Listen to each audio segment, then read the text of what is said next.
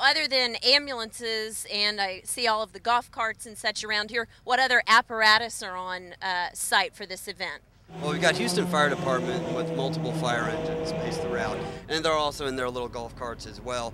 Plus the Champ Car Grand Prix, they've got their own little trucks that have fire extinguishers and stuff on the back to respond to on-scene actual disasters in the racing cars. Now, is there an industry standard, so to speak, on how many vehicles need to be on hand for an event this size, or is it just on a case-by-case basis? It's on a case-by-case, but I mean, for a certain number of people that are going to be at any type of event, you want to have set it with a certain amount of trucks. I mean, there's not really a mathematical formula that I'm aware of, but you know, it's common sense basically. If you're going to have 250,000 people somewhere, you're going to need a lot of boxes to take care of them. So.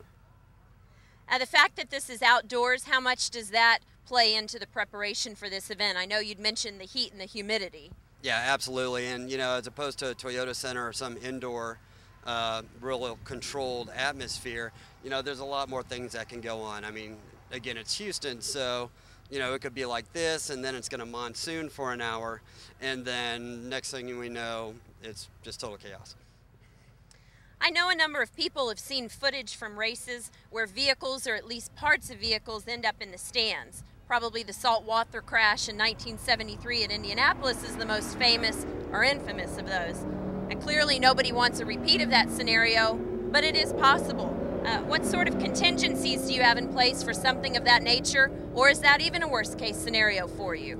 Well, they have taken preparation so that an incident like that hopefully will not happen. They have catch fences throughout to protect the people, but on top of that, we have plenty of burn material to place on patients, face masks.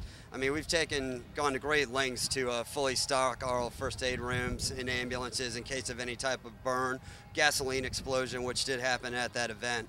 So we were very prepared for that. Now, assuming a highly competitive but largely uneventful race from an injury standpoint from the racers, what do you think the vast majority of the calls you're going to respond to will be?